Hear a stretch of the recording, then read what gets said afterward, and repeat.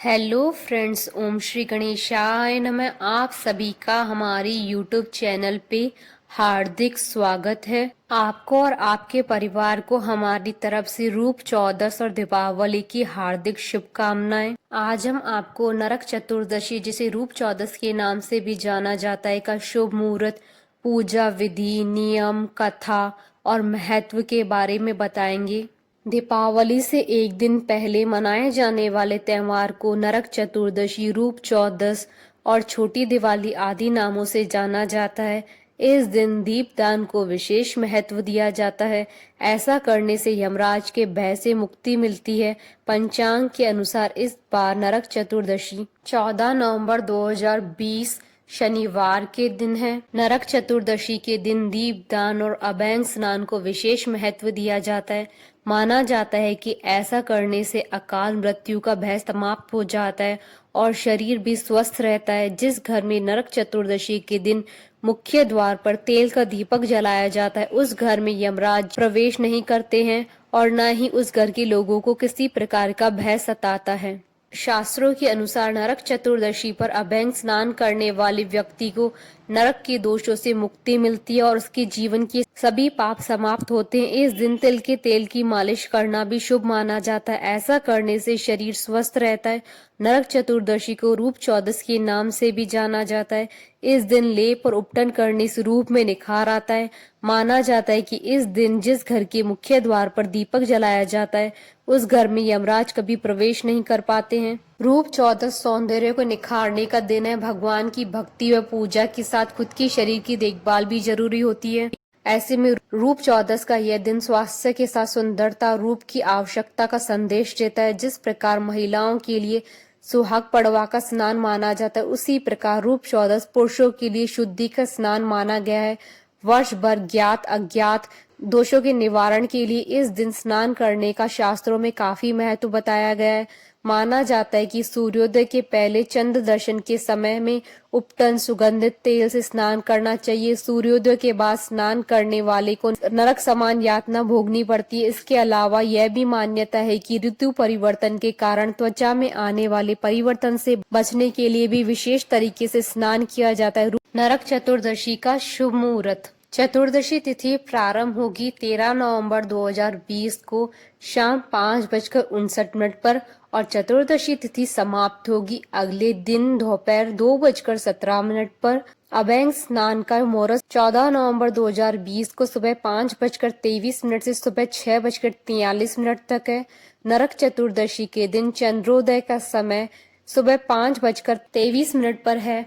नरक चतुर्दशी के शास्त्रोक्त नियम। दो विभिन्न परंपराओं के अनुसार कार्तिक मास की कृष्ण पक्ष की चतुर्दशी को नरक चतुर्दशी मनाई जाती है। कार्तिक कृष्ण पक्ष की चतुर्दशी के दिन चंद्रोदय या सूर्योदय सामान्यतः 1 घंटे 36 मिनट पहले का समय होने पर नरक चतुर्दशी मनाई जाती है। हालांकि सूर्योदय पर चतुर्दशी मनाने का विधान सबसे ज्यादा प्रचलित है। यदि दोनों दिन चतुर्दशी तिथि सूर्योदय अथवा चंद्रोदय का स्पर्श करती है तो नरक चतुर्दशी पहले दिन मनाने का विधान है।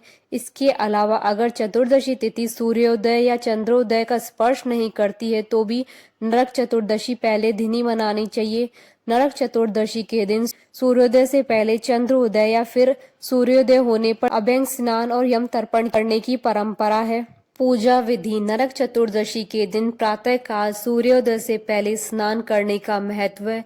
इस दौरान तिल के तेल से शरीर की मालिश करनी चाहिए। इसके बाद अपामार्ग यानी चिरचरा को सिर के ऊपर से चारों ओर 3 बार घुमाए। नरक चतुर्दशी के से पहले कार्तिक कृष्ण पक्ष की अहोई अष्टमी के दिन एक लोटे में पानी भरकर रखा जाता है और नरक चतुर्दशी के दिन इस लोटे का जल नहाने के पानी में मिलाकर स्नान करने की परंपरा है।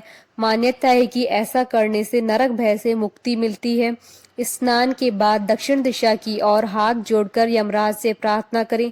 ऐसा करने से मनुष्य द्वारा वर्ष भर किए हुए पापों का नाश हो जाता। इस दिन यमराज के निमित्त तेल का दिया घर के मुख्य द्वार के बाहर की ओर लगाए। नरक चतुर्दशी के दिन शाम के समय सभी देवताओं की पूजन के बाद तेल के दीपक जलाकर घर की चौखट के दोनों ओर, घर के बाहर व कार्यस्थल के प्रवेश द्वार पर रखे। मान्यता है कि ऐसा करने से लक्ष्मी जी सदैव घर पे निवास करती है। नरक चतुर्दशी को रूप चतुर्दशी या रूप चौदस भी कहते हैं, इसलिए रूप चतुर्दशी के दिन भगवान श्री कृष्ण की पूजा करनी चाहिए। ऐसा करने से सौंदर्य की प्राप्ति होती है।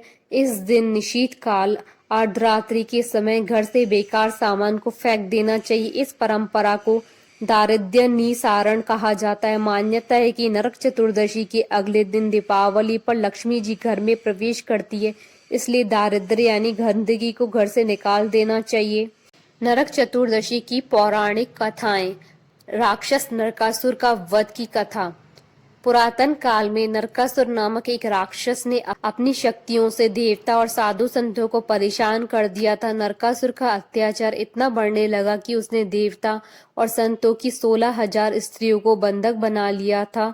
नरकासुर के अत्याचारों से परेशान होकर समस्त देवता और साधु संत भगवान श्री कृष्ण की शरण में गए।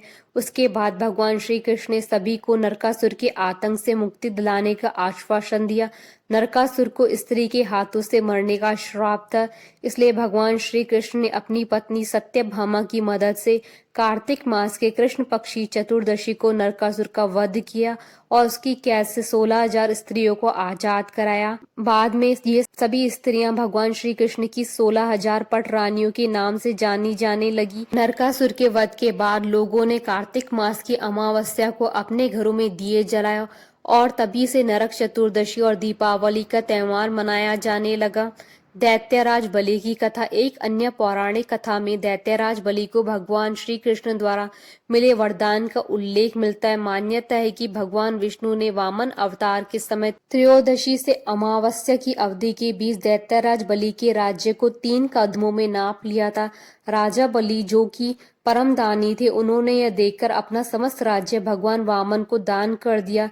इसके बाद भगवान वामन ने बलि से वरदान मांगने को कहा। दैत्यराज बलि ने कहा कि हे प्रभु, त्रयोदशी से अमावस्या की अवधि में इन 3 दिनों में हर वर्ष मेरा राज्य रहना चाहिए।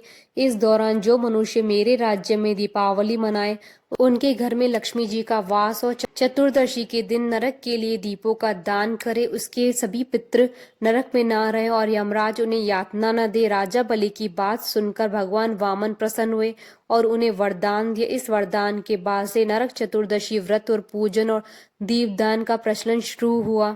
नरक चतुर्दशी की पौराणिक कथा के अनुसार प्राचीन समय में रंती देव नामक राजा था। वह हमेशा धर्म कर्म के काम में लगा रहता था। जब उसका अंतिम समय आया तब उन्हें लेने के लिए यमराज के दूत आए। उन्होंने कहा कि राजन, अब आपका नरक में जाने का समय आ गया है। नरक में जाने की बात सुनकर राजा हैरान रह गए और उन्होंने यमदूतों से पूछा कि मैंने तो कभी कोई अधर्म या पाप नहीं किया है, मैंने हमेशा अपना जीवन अच्छे कार्यों को करने में व्यतीत किया है, तो आप मुझे नरक में क्यों ले जा रहे हैं? इस प्रश्न का उत्तर देते हुए उन्होंने बताया कि एक बार राजन, तुम्हारे महल के द्वार पर एक ब्राह्मण आया था जो भूखा ही तुम्हारे द्वार से लौट गया। इस कारण से ही तुम्हें नरक में जाना पड़ रहा है। यह बात सुनकर राजा ने यमराज से अपनी गलती को सुधारने के लिए 1 वर्ष का अतिरिक्त समय देने की प्रार्थना की।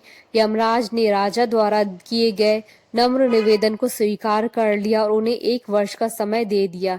यमदूतों से मुक्ति पाने के बाद राजा ऋषियों के पास गए, उन्हें पूर्ण वृतांत विस्तार से सुनाया। यह सब सुनकर ऋषियों ने राजा को एक उपाय बताया, जिसके अनुसार ही उसने कार्तिक माह के कृष्ण पक्ष की चतुर्दशी के दिन व्रत रखा और ब्राह्मणों को भोजन कराया, जिसके बाद उसे नरक जाने से मुक्ति मिल गई। उस दिन से पाप और नरक से मुक्ति हेतु भूलोक में कार्तिक चतुर्दशी के दिन का व्रत का प्रचलन है। रूप चौदस की कथा। भगवान के ध्यान में तल्लीन एक योगी ने समाधि लगाई, लेकिन कुछ ही समय बाद उसके शरीर और बालों में कीड़े पड़ गए। इससे परेशान योगी की समाधि टूट गई। अपने शरीर की दुर्दशा देख योगी को काफी दुख हुआ। इस दौरान नारद जी वहां से वीणा बजाते हुए गुजर रहे थे। योगी ने नारद जी को रोककर पूछा कि प्रभु चिंतन में लीन होने की चाह होने पर भी उसकी ये दुर्दशा क्यों हुई? इस पर नारद जी बोले कि आपने प्रभु चिंतन तो किया लेकिन देह आचार नहीं किया। समाधि में लीन होने से पहले देह आचार कर लेने से परेशानी नहीं होती। इस पर योगी राज ने परेशानी दूर करने के बारे में पूछा तो नारद जी ने कहा कि रूप चतुर्दशी के दिन सूर्योदय से पहले उठकर शरीर पर तेल की मालिश कर पानी में अपामार्ग चिचड़ी का पौधा डालकर उसे स्नान करने के बाद व्रत रखते हुए विधि विधान से भगवान श्री कृष्ण का पूजन करने पर शरीर स्वस्थ और रूपवान हो जाएगा। नारद जी की बात को मान योगीराज ने वही सब किया जिससे वह स्वस्थ और रूपवान हो गया। माना जाता है कि उसी वक्त से रूप चौदस या नरक चतुर्दशी मनाने की परंपरा शुरू हुई। बोलिए भगवान गणेश की जय, माता लक्ष्मी की जय, भगवान श्री कृष्ण की जय। आशा करती हूँ कि आपको नरक चतुर्दशी, रूप चौदस की कथा और पूजा विधि, शुभ मुहूर्त का ये वीडियो पसंद आया होगा। तो आप इस वीडियो को अधिक से अधिक लाइक और शेयर कीजिएगा ताकि सभी भक्तों को इस वीडियो का लाभ प्राप्त हो सके। आप हमारे चैनल को सब्सक्राइब जरूर कीजिएगा अगर अब तक नहीं किया है तो, ताकि आप और हम कनेक्टेड रहें। साथ ही प्रेस करना ना भूलिएगा बेल आइकन को, जिससे नए वीडियो से रिलेटेड नोटिफिकेशन आपको तुरंत प्राप्त हो। ओम श्री गणेशाय नमः।